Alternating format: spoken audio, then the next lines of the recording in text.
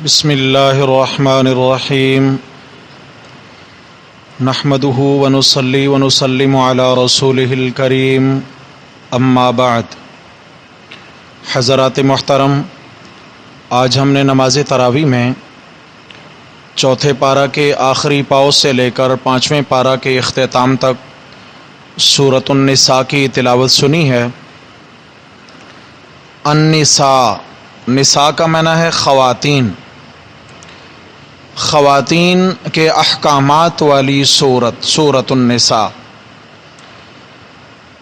سورۃ الفاتحہ، بقرہ، آل عمران اور اسی طرح والناس تک جتنی بھی صورتیں ہیں ربط کے اعتبار سے آپس میں جڑی ہوئی ہیں، مضامین کا آپس میں خاص تعلق ہے۔ کیوں کہ اگر کسی انسان کی گفتگو غیر مربوط اور بے جوڑ ہو تو یہ اس کا عیب تصور کیا جاتا ہے، چجائے کہ خالق کل کائنات کا کلام ہو اور اس میں ربط اور جوڑ نہ ہو، یہ ممکن نہیں ہے۔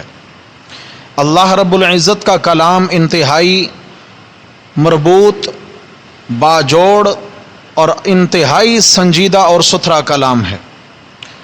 سورۃ الفاتحہ کے اندر کہا گیا ایاک نعبد و ایاک نستعین، اے اللہ ہم تیری ہی عبادت کرتے ہیں اور تجھ ہی سے مدد مانگتے ہیں۔ بقرہ میں عنوان آیا ایاک نعبد ولا نعبد البقرہ کما عبدت الیہود، یا اللہ ہم تیری ہی عبادت کرتے ہیں اور یہود کی طرح گائے کی عبادت نہیں کرتے۔ آل عمران میں آیا ایاک نعبد ولا نعبد آل عمران کما عبدت النصارى، یا اللہ ہم آپ ہی کی عبادت کرتے ہیں اور عیسائیوں کی طرح ہم آل عمران کو اپنا معبود نہیں سمجھتے۔ آل عمران یعنی عمران کی اولاد، حضرت بی بی مریم اور حضرت عیسیٰ علیہ السلام وغیرہ، یہ اللہ کے محبوب تو ہیں لیکن معبود نہیں ہیں۔ اس کے بعد سورۃ النساء، تو کیا آپس میں ربط اور جوڑ لگا؟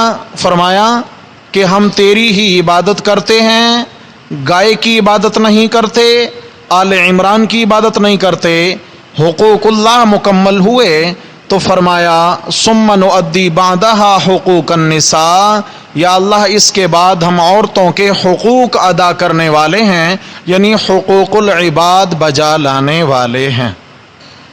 ثم نؤدی بعدها حقوق النساء، اس صورت کا نام بھی ہے النساء یعنی خواتین کے احکامات والی صورت۔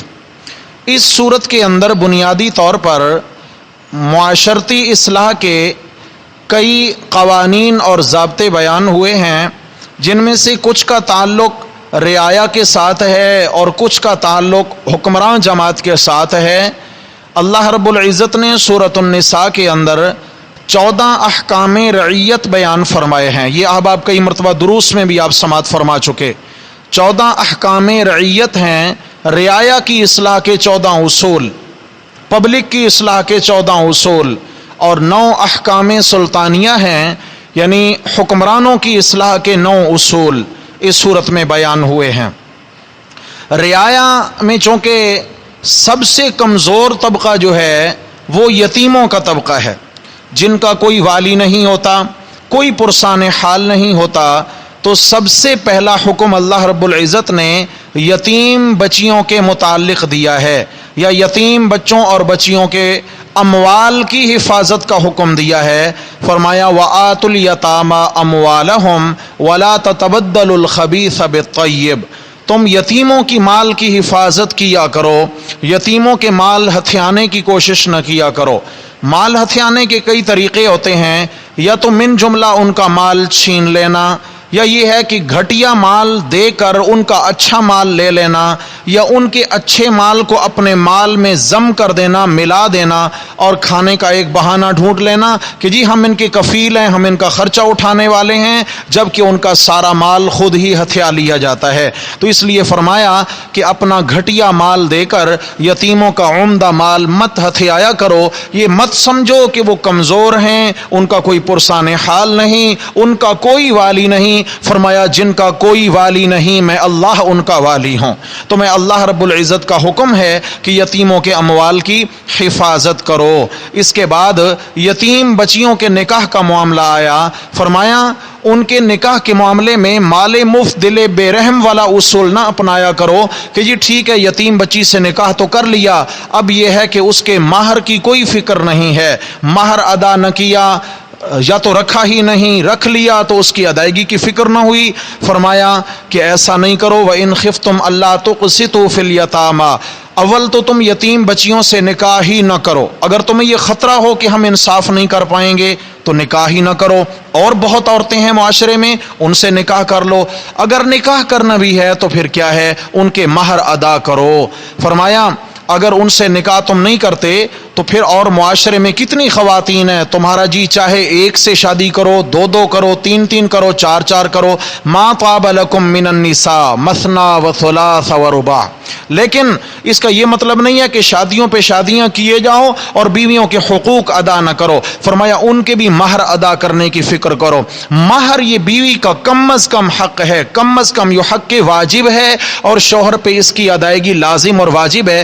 طبرانی کی حدیث میں ہے کہ رسول اللہ صلی اللہ علیہ وسلم نے فرمایا جو شخص اپنی بیوی کا مہر مقرر تو کر لیتا ہے لیکن ادا کرنے کا ارادہ نہیں ہوتا اور پھر زندگی ایسے ہی لیت و لال کرتے گزار دیتا ہے اور مہر ادا نہیں کرتا، دن قیامت کے شخص کو زانیوں کی صف میں کھڑا کر کر اس کا حساب لیا جائے گا۔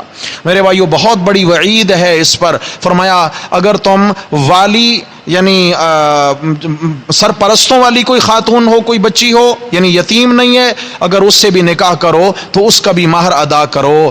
مہر جو ہے یہ حقوق کی ادائیگی کا میں نے عرض کیا کم از کم درجہ ہے، اور جو اپنی بیوی کا مہر ہی ادا نہیں کر سکتا وہ بقیہ حقوق ادا کر سکتا ہے؟ تو فرمایا بقیہ حقوق تو بڑے مشکل ہیں، اس لیے کم از کم اس کا لحاظ رکھا جائے۔ کسی بھی انسان کی خوش بختی کے تین جو ہے نا خاص اہم پہلو بیان ہوئے ہیں شریعت میں، تین اہم پہلو۔ رسول اللہ صلی اللہ علیہ وسلم کا فرمان ہے کہ کسی شخص کی خوش نصیبی اور خوش بختی یہ ہے کہ اس کو تین نعمتیں میسر ہوں۔ نمبر ایک اپنا گھر، اپنا گھر یہ اللہ کی نعمت ہے یا نہیں ہے بھائی؟ جو بیچارے کرائے پہ رہتے ہیں ان سے پوچھیں کہ اپنا گھر کتنا بڑی اللہ کی نعمت ہوتی ہے۔ اپنا گھر یہ خوش بختی کی علامت ہے۔ نمبر دو نیک بیوی، وفادار، خوش اخلاق نیک بیوی، یہ کسی بھی مرد کی نیک بختی کی علامت ہے۔ اور تیسرا بقدر کفایت رزق حلال، بقدر کفایت، کوئی لینڈ لاٹ نہ ہو، کوئی اتنا بڑا سرمایہ دار نہ ہو، بقدر کفایت اللہ اسے جو ہے نا وہ رزق حلال عطا فرما دیں۔ تو یہ کائنات کا خوش نصیب ترین انسان ہے جس کو یہ تین چیزیں مل گئیں۔ لیکن بسا اوقات کیا ہوتا ہے، گھر اپنا ہے لیکن گھر کو آباد رکھنے کے لیے خوش اخلاق اور فرما بردار بیوی نہیں ہے۔ ہاں جی، بیوی نافرمان ہے تو وہ گھر بھی جہنم بن جاتا ہے۔ اچھا جی گھر بھی ہے بیوی بھی ہے لیکن پیٹ پالنے کے لیے کچھ نہیں ہے، فقر ہے، فاقے ہیں تو پھر بھی تکلیف دہ زندگی ہے۔ تو یہ تینوں چیزیں جس کو حاصل ہو گئیں وہ کائنات کا خوش نصیب انسان ہے۔ اس کے بعد آگے فرمایا کہ مطلقاً ایک دوسرے کے حقوق ادا کرو، خاص کر حق وراثت۔ سورۃ النساء کے اندر اللہ رب العزت نے جتنا وراثت کے مسئلے کو کھول کر بیان کیا ہے پورے قرآن میں اس طرح بیان کہیں نہیں ہوا۔ اور اب آپ یاد رکھنا نماز کا صرف حکم ہے قرآن میں، روزے کا حکم ہے قرآن میں، زکوٰۃ کا حکم ہے قرآن میں، حج کا حکم ہے قرآن میں، لیکن اس کے جزیات قرآن بیان نہیں کرتا۔ یہ وراثت وہ مسئلہ ہے جس کے باریکی والے جزیات بھی قرآن نے بیان کیے ہیں تاکہ کوئی کسی کا غلط فہمی میں بھی حق نہ دبا لے، حق نہ مار لے۔ سورۃ النساء کے اندر اللہ رب العزت نے وراثت دینے اور تقسیم کرنے کا حکم دیا، لیکن بطور خاص فرمایا عورتوں کو وراثت میں حق دو۔ کیوں کہ زمانہ جاہلیت میں وراثت جو تقسیم ہوتی تھی تو یہ سوچ ہوتی تھی کہ جو جنگ لڑنے کے قابل جوان مرد ہیں صرف وراثت میں ان کا حق ہے، کمزوروں بچوں کا بھی نہیں ہے، بوڑھوں کا بھی نہیں ہے اور عورتوں کا بھی حق نہیں ہے۔ تو صرف کیا ہے جی جنگجو قسم کے جوانوں کو وراثت میں سے حق دیا جاتا تھا۔ اسلام آیا، اسلام نے عورت کو حقوق دلائے، اسلام آیا، اسلام نے عورت کو پہچان دی، اسلام آیا، اسلام نے عورت کو مقام دیا، عزت دی۔ اسلام جو ہے نا یہ اصل خواتین کی عزت اور حقوق کا پہرے دار ہے، ورنہ کفر کے اندر کون سے حقوق دیے جاتے ہیں خواتین کو؟ اسلام نے آ کر حقوق بیان کیے تو فرمایا یوصیکم اللہ فی اولادکم للذکر مثل۔ اچھا، یہ مسئلہ بیان کرنے سے پہلے اس کے ساتھ ہی پیچھے ایک آیت میں سخت قسم کی تخویف بیان فرمائی ہے، اور وہ دوبارہ سے دہرایا ہے یتیموں کے مال کو۔ یعنی اگر یتیم بچے رہ گئے، ان کے والدین انتقال کر گئے، تو فرمایا ان کا مال وراثت ہتھیانے کی کوشش نہیں کرنی، بہانے بنا کے کھانے کی کوشش نہیں کرنی، ان کا پوچھنے والا کوئی نہیں۔ فرمایا ان الذین یأکلون اموال الیتامی ظلما انما یأکلون فی بطونہم نارا وسیصلون سعیرا۔ جو لوگ یتیموں کا مال ناحق طریقے سے کھا جاتے ہیں، یہ نہ سمجھیں کہ ہم نے مال کھایا، فرمایا انہوں نے اپنے پیٹ میں جہنم کی آگ کے انگارے بھرے۔ یتیموں کا مال کسی طریقے سے بھی کھانا، کسی نام سے کھانا، کسی رسم کے نام سے کھانا، میرے بھائیوں یہ مسلمانوں کے لیے حلال اور جائز نہیں ہے، بلکہ اسلام نے یتیموں کو وراثت میں بھی حق دینے کا حکم دیا ہے۔ تو یہاں پر فرمایا یوصیکم اللہ فی اولادکم للذکر مثل حظ الانثیین، فرمایا ایک مرد کو دو عورتوں کے برابر وراثت میں سے حصہ دو۔ جاگیے گا بھائی، ایک مرد کو دو عورتوں کے برابر وراثت میں سے حصہ دو۔ یہ بھی تو کہا جا سکتا تھا دو عورتوں کو ایک مرد کے برابر حصہ دو، نہیں، قرآن نے کہا ایک مرد کو دو عورتوں کے برابر حصہ دو۔ یعنی پہلے قرآن نے اشارہ دے دیا، پہلے تم نے عورتوں کا حق ادا کرنا ہے جو کمزور طبقہ ہے، اور جو بچے تو پھر وہ مردوں کو دینا ہے۔ سمجھ آ گئی ہے؟ یعنی اسلام نے اتنا سختی سے تنبیہ فرمائی ہے خواتین کے حقوق کی، اور یہاں مسئلہ کیا آیا کہ مرد کو دگنا ملے گا عورت سے۔ یعنی اگر ایک عورت کو 50 روپے ملے تو مرد کو کتنا ملے گا؟ 100 روپیہ ملے گا۔ کیوں؟ اس کی وجوہات عموماً لوگ جاننا چاہتے ہیں، بھئی وجہ کیا ہے مرد کو ڈبل کیوں ملا؟ دیکھیں کما کر کون لاتا ہے جی؟ گھر کے سارے معاملات کون چلاتا ہے؟ مرد چلاتا ہے۔ سرپرست مرد ہے، پہرے دار مرد ہے، گھر کی پہچان مرد سے ہے۔ سمجھ آ گئی ہے؟ سارے معاملات کا بوجھ مرد کے سر پر ہے، تو اسلام نے مرد کو حصہ بھی زیادہ دیا ہے، کیونکہ محنت کر کے کما کے وہ لاتا ہے۔ عورت تو گھر بیٹھ کے ٹھیک ہے وہ چلاتی ہے گھر کو، کھانا پکانا کرنا، معاملات کرنا، لیکن جو کمانے کا بڑا بوجھ ہے وہ کس کے سر پہ ہے؟ مرد کے سر پہ۔ اس لیے مرد کے لیے دگنا حصہ رکھا۔ اچھا، اس پورے رکوع کے اندر، بلکہ اس پوری سورۃ النساء کے اندر وراثت کی تقسیم کے 16 انداز بیان ہوئے ہیں۔ 16 انداز سے وراثت تقسیم ہوتی ہے، یعنی الگ الگ انداز ہیں، مختلف نوعیتیں ہیں۔ 16 نوعیتیں ہیں وراثت تقسیم کرنے کی۔ 12 نوعیتیں اس رکوع میں بیان ہوئی، اور 4 نوعیتیں جو ہے نا وہ سورۃ النساء کے آخر میں جا کر کلالہ کے حکم میں بیان ہوئی ہیں۔ ان کی تفصیلات کا وقت نہیں ہے، وقت بہت کم ہے، اور یہ بہت تفصیلی مسائل ہیں۔ اور اس کے بعد میرے بھائیوں، اس پارہ کے آخر میں، چوتھے پارہ کے آخری آیت میں فرمایا کہ تم نے نکاح تو کرنا ہے، یعنی یتیم بچیوں سے نکاح کرو تو بھی ان کے مہر ادا کرو، اور غیر یتیم بچیوں سے کرو تو بھی ان کے حقوق کا لحاظ رکھو، لیکن یاد رکھو ہر عورت سے نکاح جائز نہیں ہوتا۔ فرمایا بعض ایسی عورتیں ہیں، 15 ایسے رشتے ہیں جن سے اسلام نکاح کی اجازت نہیں دیتا۔ اس آیت کریمہ کے اندر 15 ان خواتین کا ذکر ہے کہ جن سے نکاح کرنا جائز نہیں ہے، جیسے ماں ہے، بہن ہے، بیٹی ہے، ساس ہے، بہو ہے وغیرہ، اس طریقے سے 15 رشتے بنتے ہیں۔ پھر آگے چل کر فرمایا کہ گھر چل رہا ہے، اور گھر چلتے چلتے اگر اچانک میاں بیوی کے درمیان تنازع پیدا ہو جائے، اور آپس میں اگر کسی معاملے پہ ان بن ہو جائے، اور خدا نخواستہ گھر ٹوٹنے کی نوبت پیدا ہو جائے، آپس میں ناچاکی اتنا بڑھ جائے، تو معاملات کو سلجھانا کیسے ہے؟ معاملات کو سلجھانے کا قرآن نے یہاں طریقہ بیان فرمایا۔ آیت نمبر 34 کے اندر فرمایا سب سے پہلی بات تو یہ ذہن نشین رہے کہ الرجال قوامون علی النساء، مرد حاکم ہے، عورت حاکم جی؟ یعنی کیا مطلب ہے کہ گھر میں حکم مرد کا چلنا چاہیے۔ جس گھر میں عورت حاکم بنی ہوتی ہے، عورت کا حکم چلتا ہے، وہ گھر کبھی بھی نہیں چل سکتے۔ وہ گھر کبھی بھی آباد نہیں رہ سکتے. یہ قرآن کا بتایا ہوا ضابطہ اور قانون ہے. اللہ نے جتنی فراست مرد کو دی ہے اتنا عورت کو کہاں. فرمایا الرجال قوامون علی النساء. کیوں؟ بما فضل اللہ بعضهم علی بعض وبما انفقوا من اموالهم. وہی دو وجہ بیان فرما دی کہ ایک تو اللہ نے مردوں کو عورتوں پہ فضیلت دے دی ہے، اور دوسرا یہ کہ مرد کما کے لاتا ہے. عورت کا کمانا عورت کی ذمہ داری. ہاں یہ نہیں ہے کہ جی عورت نوکری کرے اور مرد گھر بیٹھ کے کھائے. نہیں، مرد کما کے لائے، عورت گھر بیٹھ کے کھائے. عورت کا خرچہ مرد اٹھائے، مرد کا خرچہ عورت نہیں اٹھائے گی. فالصالحات قانتات. یہ چلتے آگے فرمایا واللاتی تخافون نشوزہن. اور وہ خواتین کہ جن کے رویے سے تمہیں خطرہ ہو، یعنی ان کا بیہیویئر اچھا نہیں ہے، ان کے اخلاق اچھے نہیں ہیں، ناچاکی پیدا ہو جاتی ہے، لڑائی کا ماحول بنا لیتی ہیں. فرمایا سب سے پہلا طریقہ یہ ہے فعظوہن. ان کو الگ بٹھا کے شوہر خود سمجھائے. فعظوہن. دیکھیں شروع میں ڈھنڈورا نہیں پیٹیں معاشرے میں، اس کو بتائیں اس کو بتائیں، ادھر کریں ادھر کریں. کیا ہے، کل گھر کے حالات ٹھیک ہو جائیں گے لیکن باہر کا معاشرہ کبھی معاف نہیں کرے گا. اس لیے فرمایا ہن لباس لکم وانتم لباس لہن. ایک دوسرے کا لباس ہو، ایک دوسرے کا پردہ رکھو، کبھی ایک دوسرے کو بے پرد نہ کرو. اور قرآن مجید میں ایک اور مقام پہ بیان ہوا، فرمایا کہ ناچاکی ہو جائے تو ایک دوسرے کی ساری مہربانیوں کو خاک میں مت ملا دو. ولا تنسوا الفضل بینکم. چہ جائے کہ اگر طلاق تک نوبت پہنچ جائے تو بھی ایک دوسرے کے اچھے گزرے وقت کو کبھی نہ بھلانا. لا تنسوا الفضل بینکم. ایک دوسرے کے ساتھ کبھی تمہارا اچھا بھی وقت گزرا ہوگا. تو چنانچہ پہلا مرحلہ کیا ہے، فعظوہن، کہ کیا کرو جناب، بیویوں کو سمجھاؤ.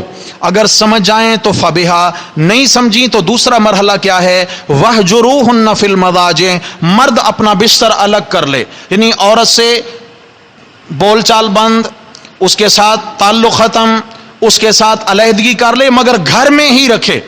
گھر میں علیحدگی کرے، بستر الگ، کمرہ الگ کر لے، الگ رہنے لگ جائے. اگر تو ہوگی اس کی کھوپڑی میں کچھ بھی عقل ہوئی تو وہ عورت سمجھ جائے گی کہ یہ اقدام میرے حق میں ٹھیک نہیں ہے. وہ فوراً مرد کے پاس آئے گی اور مرد کو راضی کرنے کی کوشش کرے گی اور اپنا گھر بچا لے گی. نادان ہے تو پھر تو نادان تو نادانی پہ نادانی ہی کیے جاتی ہے. فرمایا اگر وہ نہیں سمجھی تو تیسرا مرحلہ کیا ہے، وَضْرِبُوهُنَّ. ان کو مارو. کیا کرو بھائی، بولو جی، آہستہ بولو بھائی. وہ چلے معنی سنا دوں پہلے. وَضْرِبُوهُنَّ. مار کھاؤ نہیں، مارو. یہاں بھی بتا دیا کہ مرد حاکم ہے، عورت حاکم. اب آپ یہاں یاد رکھیے یہ انسانوں کے بنائے ہوئے قوانین نہیں ہیں کہ کوئی کہے جی ٹھیک ہے یہ مرد جلاد ہیں اور مردوں کی سختی اور مردوں کے معاملات. یہ عورتوں اور مردوں کے خدا کا اتارا ہوا کلام ہے. یہ اس رب کا کلام ہے. اس رب نے ضابطہ بتایا. رب جانتا ہے کہ یہ ٹیڑھی پسلی ہے اور اس کی اصلاح کے لیے کبھی کبھی اس طرح کا معاملہ بہت ضروری ہے. وَضْرِبُوهُنَّ. اگر ضرورت پیش آ جائے تو مرد اپنی بیوی کو مار بھی سکتا ہے. فَإِنْ أَطَعْنَكُمْ. لیکن آگے فرمایا اگر بیوی تابع دار ہو جائے، ان اطعنکم، اگر وہ تابع داری اختیار کر لے، فلا تبغوا علیہن سبیلا، تو پھر لڑنے کے بہانے نہیں ڈھونڈنے. اگر وہ تابع دار ہو جائے اور اپنی غلطی کی تلافی کر لے، معافی تلافی کر لے اور سچے دل سے معاملات کو ختم کر دے اور آئندہ اپنی اصلاح رکھے، تو فرمایا پھر کیا ہے، خامخواہ آپس میں جھگڑے پیدا کرنے کی کہ بہانے نہیں ڈھونڈو. ان اللہ کان علیا کبیرا. وان خفتم. یہاں بھی بات نہیں بنی، سمجھایا بات نہیں بنی، بستر الگ کیا بات نہیں بنی، سزا دی بات نہیں بنی. اب کیا ہے جی، بات بگڑنے لگی ہے. وَإِنْ خِفْتُمْ شِقَاقَ بَيْنِهِمَا فَابْعَثُوا حَكَمًا مِّنْ أَهْلِهِ وَحَكَمًا مِّنْ أَهْلِهَا. تو ایک سمجھدار مرد جو ہے نا وہ مرد کے خاندان سے لیا جائے اور ایک سمجھدار بندہ عورت کے خاندان سے لیا جائے اور ان کو بٹھا کر ان کے سامنے ساری نوعیت رکھی جائے. یہ دونوں مل کر مرد عورت کو سمجھائیں، میاں بیوی کو سمجھائیں، اچھے طریقے سے اصلاح کی کوشش کریں. فرمایا ان یریدا اصلاحا یوفق اللہ بینہما. میرے رب نے ضمانت دی ہے، دیکھنا. فرمایا اگر ان دونوں کے دلوں میں اصلاح کی نیت ہوئی تو میں اللہ دلوں کو ضرور جوڑ دوں گا. اللہ کیسا انداز ہے. کیا مطلب ہے کہ رشتوں میں سر پہ بڑوں کا ہونا بہت ضروری ہے. رشتے تب چلا کرتے ہیں, گھر تب چلا کرتے ہیں کہ جب سر پہ بڑوں کا ہاتھ ہو. اس لیے بڑوں کو اعتماد میں لے کے فیصلے کیے جائیں.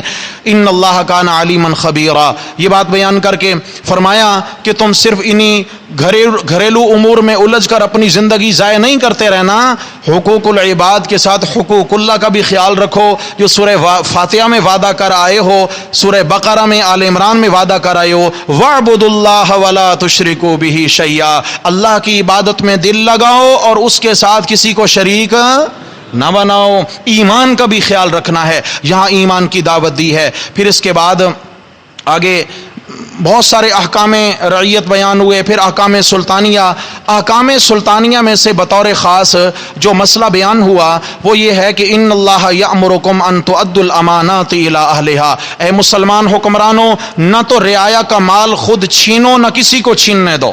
رعایا کے پچھلی صورت میں پڑھا تھا نا, رعایت کے جان مال اور ان کے دین کی حفاظت کرو. رعایا کی جان کی بھی حفاظت کرو, مال کی بھی حفاظت کرو اور ان کے دین کی بھی حفاظت کرو. تو یہاں بھی دوبارہ یہی مسئلہ بیان فرمایا. کوئی اگر کسی کے جان کے در پہ ہو جاتا ہے اور کوئی کسی کو قتل کرنے پہ تل جاتا ہے تو قرآن مجید نے اس صورت کے اندر قتل کی سزائیں بیان فرمائی ہیں. فرمایا اگر کوئی کسی کو جان بوجھ کے قتل کرتا ہے تو قتل کا بدلہ قصاص ہے اور قتل ہے. اور اگر کوئی کسی کو خطأً قتل کر بیٹھتا ہے, یعنی قتل خطا جس کو کہتے ہیں, مارنا نہیں چاہتا تھا لیکن غلطی سے بندہ ہاتھ سے مر گیا ہے. اور اسی حکم میں آتا ہے یہ جو عمومی طور پر ڈرائیوروں سے ایکسیڈنٹ ہو جاتے ہیں, یہ بھی قتل خطا کے حکم میں آتا ہے. سمجھ آ گئی ہے؟ اچھا جی, شکار پہ وار کیا لیکن کسی آدمی کو لگ گیا تو یہ بھی قتل خطا ہے. اچھا جی, اچانک سے گولی چل گئی ہاتھ سے اور کسی کے لگ گئی, بندہ مر گیا, یہ بھی قتل خطا ہے. تو ان کے احکامات بیان فرمائے. ان کے احکامات بیان کرنے کے بعد پھر فرمایا کہ یہ سارے معاملات پہ دوام کیسے ہو سکتا ہے, آسانی سے کیسے زندگی گزاری جا سکتی ہے. فرمایا میرے پیارے نبی حضرت محمد الرسول اللہ صلی اللہ علیہ وسلم کو اپنا آئیڈیل بناؤ, ان کی سیرت کو اپناؤ, ان کے اسوہ حسنہ کو اپناؤ. آپ صلی اللہ علیہ وسلم کے فیصلہ کو آخری فیصلہ جان کر مان لیا کرو. اور پھر یہاں پر واقعہ بیان فرمایا کہ ایک منافق اور ایک یہودی کا, کہ آپ صلی اللہ تعالی علیہ وسلم کے پاس ایک منافق اور ایک یہودی کسی معاملے میں, کسی جھگڑے میں فیصلہ کرانے کے لیے آ گئے. جھگڑا زمین کے کسی ٹکڑے کا تھا.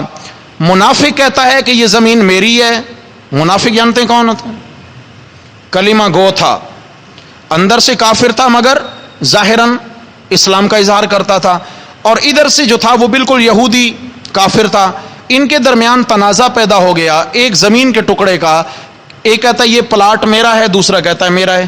رسول اللہ صلی اللہ علیہ وسلم کے پاس تنازع حل کرانے کے لیے آئے. آپ علیہ الصلوۃ والسلام نے جب دلائل سنے تو پتہ چلا کہ یہ پلاٹ تو یہودی کا ہے. آپ علیہ السلام نے اس یہودی کو کے حق میں فیصلہ سنا دیا. یہ ہے اسلامی ریاست کا قانون اور یہ ہے اسلامی ریاست کا انصاف کہ بھلے دشمن ہے لیکن دشمن کو بھی کیا ہے, اسلامی ریاست اس کا حق دیتی ہے. آپ صلی اللہ علیہ وسلم نے یہودی کو وہ پلاٹ عنایت فرمایا. یہ جب وہاں سے باہر نکلے تو منافق کہنے لگا کہ بھائی میرا خیال ہے کہ رسول اللہ صلی اللہ علیہ وسلم مصروف تھے, جلدی میں انہوں نے فیصلہ کر دیا, میرے بیانات پورے سن نہیں پائے, ہم کیوں نہ ذرا حضرت عمر فاروق رضی اللہ عنہ سے نظر ثانی کرا لیں. یہودی نے کہا بھائی اب تمہارے نبی نے میرے حق میں فیصلہ دے دیا, تم 10 جگہ پہ لے جاؤ, میں جانے کو تیار ہوں, اب مجھے تو کوئی فرق نہیں پڑتا ہے, چلو چلتے ہیں. حضرت عمر رضی اللہ عنہ کے دروازے پہ دستک دی, باہر تشریف لائے تو پوچھا بھائی کیسے آنا ہوا. منافق کہتا ہے جی ہمارا آپس میں ایک جھگڑا ہے ایک زمین کے ٹکڑے کا, تو آپ کے پاس ہم آئے ہیں, آپ ہمارے بیان سنیں اور فیصلہ فرما دیں. فرمایا جی بیان کرو. تو یہودی بولا کہ حضرت فیصلہ ضرور فرمائیے گا لیکن ایک بات سن لیں, آپ کے پیغمبر کریم صلی اللہ علیہ وسلم فیصلہ فرما چکے ہیں. کیا فیصلہ ہوا کہ جی میرے حق میں؟ یہاں کیا لینے آئے ہو؟ کہ جی آپ کے اس کلمہ گو نے کہا تھا کہ ہم نظر ثانی کرا لیتے ہیں. تو حضرت عمر رضی اللہ عنہ نے فرمایا اچھا ذرا رکو, میں آتا ہوں, نظر ثانی کر دیتا ہوں. اندر تشریف لے گئے, تلوار اٹھائی اور باہر آئے اور ایک ہی وار میں منافق کا سر تن سے جدا کر دیا. فرمایا جس کو پیغمبر کے فیصلے میں شک ہو تو عمر کی طرف سے نظر ثانی عمر کی تلوار کیا کرتی ہے. جس کو پیغمبر کے فیصلے میں شک ہو. تو منافقین جو تھے وہ نبی علیہ السلام کے پاس مقدمہ لے کر آئے کہ جی عمر نے بے گناہ ہمارا بندہ مار دیا ہے. میرے رب نے قرآن مقدس کی یہ آیت کریمہ نازل فرمائی, فرمایا فلا وربک لا یؤمنون حتی یحکموک فیما شجر بینہم, تم میں سے کوئی تب تک مومن بن ہی نہیں سکتا جب تک وہ میرے نبی کو اپنا قاضی اور جج تسلیم نہ کرے. جس کو نبی کے فیصلے میں شک ہے وہ کبھی مومن نہیں ہو سکتا. اس لیے آپ صلی اللہ علیہ وسلم کی کامل اتباع کا حکم دیا گیا. بیچ میں امور مصلحہ یعنی نماز وغیرہ کا حکم چلتا رہا, وضو کے احکامات چلتے رہے. آگے چل کے قصر نماز کا حکم ہے کہ اگر سفر میں جا رہے ہو تو بھی نماز چھوڑنے کی اجازت نہیں ہے, بھلے نماز آدھی کر لو لیکن پڑھنا ضرور ہے. کیوں؟ تاکہ بندے کا اللہ سے رابطہ قائم رہے, تعلق قائم رہے, یہ تعطل پیدا نہ ہو جائے. یا اللہ اگر جنگ ہے اور ہم گھوڑوں کی پیٹھوں پہ سوار ہیں, سامنے دشمن ہے, جنگ ہو رہی ہے, ادھر نماز کا وقت ہو گیا, اب کیا کریں؟ تو شریعت نے یہاں بھی حکم دے دیا, فرمایا میرے پیغمبر اپنے ان یاروں کو بتا دیجئے کہ یہاں تم نے نماز خوف ادا کرنی ہے. کون سی؟ نماز خوف. ایک ہی امام کے بچوں کے یہاں 2 رکعت پڑھنی ہے, نماز خوف ہے 2 رکعت پڑھنی ہے, اور پڑھنی ایک ہی امام رسول اللہ صلی اللہ علیہ وسلم کے پیچھے. یہ تو اس وقت جب آپ علیہ الصلوۃ والسلام موجود تھے. اب اگر مجاہدین جہاد کی حالت میں ہوں تو جو بھی امام میسر ہو اس کے پیچھے نماز پڑھنا چاہیں تو بھی یہی طریقہ ہوگا. کیا ہے؟ فرمایا کہ 2 رکعت ہیں, آدھی فوج کو دشمن کے مقابلے میں کھڑا کر دیا جائے اور آدھے لشکر کو آپ صلی اللہ علیہ وسلم اپنے پیچھے کھڑا کر لیں, اور 2 رکعت میں سے 1 رکعت ان کو پڑھائیں. انداز دیکھیں, نماز چھوڑنے کا پھر بھی کہیں پر حکم نہیں آیا. فرمایا 1 رکعت یہ پڑھ لیں. یہ آدھی جماعت جو آئی ہوئی ہے, کیسے قیام کیا, رکوع کیا, 2 سجدے کیے. آپ علیہ السلام نماز کی حالت میں دوسری رکعت کے لیے اٹھیں گے تو یہ اپنے ہتھیار اٹھائیں اور یہ چلے جائیں یہاں سے, سلام نہیں پھیریں, ان کی نماز جاری ہے, نماز نہیں ٹوٹی ان کی. جہاد میں مصروف ہو جائیں, گھوڑے دوڑانے لگ جائیں, لیکن ان کی نماز, سبحان اللہ, نماز نہیں ٹوٹی ان کی. فرمایا یہ چلے جائیں محاذ پہ, دوسرا لشکر آ جائے, وہ آ کر دوسری رکعت میں آپ کے ساتھ شامل ہو جائے. آپ جب سلام پھیریں تو یہ کھڑے ہو جائیں اور اپنی 1 رکعت مزید پوری کر کے نماز پوری کریں. یہ سلام پھیر لیں, واپس چلے جائیں. وہ ابھی تک بھی نماز کی حالت میں ہیں جو جنگ لڑ رہے ہیں, اب وہ واپس آ جائیں اور آ کر اپنی بقیہ 1 رکعت ادا کر کے سلام پھیریں. سبحان اللہ. یہ کیا ہے؟ اسے کہتے ہیں صلاۃ خوف. فرمایا یہ مجاہدین کی نماز ہے. اس کے بعد آگے چلے تو منافقین کے احوال بیان فرمائے. فرمایا میرے پیغمبر جی اتنا کھلم کھلا دشمن اسلام کا نقصان نہیں کرتا جتنا منافق اسلام کا نقصان کرتا ہے. تو میرے بھائیو, آیت نمبر 140 کے اندر بہت عجیب قسم کا حکم بیان فرمایا. فرمایا وقد نزل, عنوان کیا ہے؟ فرمایا اسلام کے ساتھ مخلص اور وفادار بن کے رہو. کیا عنوان ہے بھائی؟ مخلص مسلمان بنو, منافق نہ بنو, وفادار بنو, ہر حال میں اسلام کا ساتھ دو. کیا فرمایا؟ قد نزل علیکم فی الکتاب ان اذا سمعتم آیات اللہ یکفر بها ویستہزأ بها فلا تقعدوا معهم. جہاں دیکھو کہ اسلام کا مذاق اڑایا جا رہا ہے, جہاں دیکھو کہ دین کا مذاق اڑایا جا رہا ہے, قرآن کی آیات کا مذاق اڑایا جا رہا ہے, تو فرمایا فلا تقعدوا معهم, ایسے لوگوں کے ساتھ ایمان والو تمہیں بیٹھنے کی اجازت. کیا مطلب ہے؟ جو لوگ اسلام کا مذاق اڑانے والے ہیں ان سے اسلام تعلق رکھنے کی اجازت نہیں دیتا. ہم کہتے ہیں جی کوئی بات نہیں ہے, کھلا دل ہونا چاہیے, سب چلے گا. سب نہیں چلے گا. فرمایا غیرت مند مسلمان بنو, وفادار مسلمان بنو, اسلام کے وفادار بنو. حتی یخوضوا فی حدیث غیری. اچھا جی یا اللہ اگر ہم ان کے ساتھ تعلق رکھ لیتے ہیں, ان کے ساتھ شامل ہو جاتے ہیں اس مجلس میں, فرمایا انکم اذا مثلہم, تم بھی انہی جیسے ہو جاؤ گے. جنہوں نے اسلام کا مذاق اڑایا اور کفر کیا تم بھی انہی جیسے ہو جاؤ گے. ان اللہ جامع المنافقین والکافرین فی جہنم جمیعا. تو اللہ ان منافقوں اور کافروں سب کو ملا کے ایک ساتھ جہنم کا ایندھن بنائے گا. یہ کون ہے؟ یا اللہ ہم تو پکے مسلمان ہیں. فرمایا تمہارا اسلام یہیں تک چل کے ختم ہو گیا کہ جب تم نے اسلام کی توہین گوارا کر لی.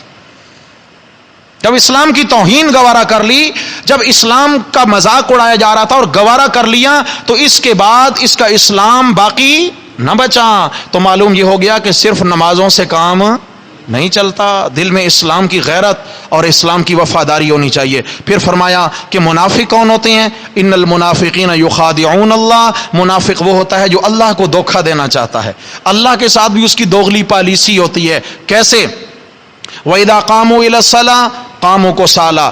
نماز میں کھڑا تو ہوتا ہے لیکن سستی کا مارا ہوا.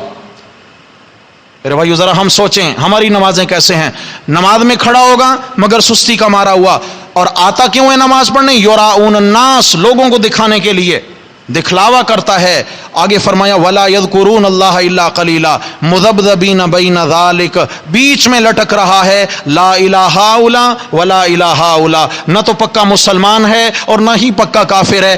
دو کشتیوں پہ اس نے پاؤں رکھے ہوئے ہیں. یہ ادھر بھی وفادار ہے ادھر بھی وفادار ہے، ادھر بھی مفادات ہیں ادھر بھی مفادات ہیں. فرمایا ان کا حال کیا ہوگا؟ ان المنافقین فی الدرک الاسفل من النار. منافقین کو دن قیامت کے جہنم کے سب سے نچلے طبقے میں ڈالا جائے گا. یہ خطرناک طبقہ جو تھا کلمہ گو طبقہ. کون؟ ہاں، کلمہ گو طبقہ جو اسلام کے لیے بہت خطرناک تھا. شروع میں سورہ بقرہ میں کہا تھا نا کہ کافروں کی مذمت میں 2 آیتیں اور منافقوں کی مذمت میں 13 آیتیں بیان ہوئی تھیں. یہاں انہی کا احوال بیان ہوا. آگے چلیں گے تو 6 پارہ شروع ہوگا اور اس میں حضرت عیسیٰ علیہ السلام کے متعلق یہود و نصارہ کے شبہات کا قرآن تفصیل سے جواب دے گا. دعا ہے اللہ تبارک و تعالی سورۃ النساء کے احکامات کو سمجھنے، ماننے، تسلیم کرنے اور ان کے مطابق زندگی گزارنے کی توفیق نصیب فرمائے.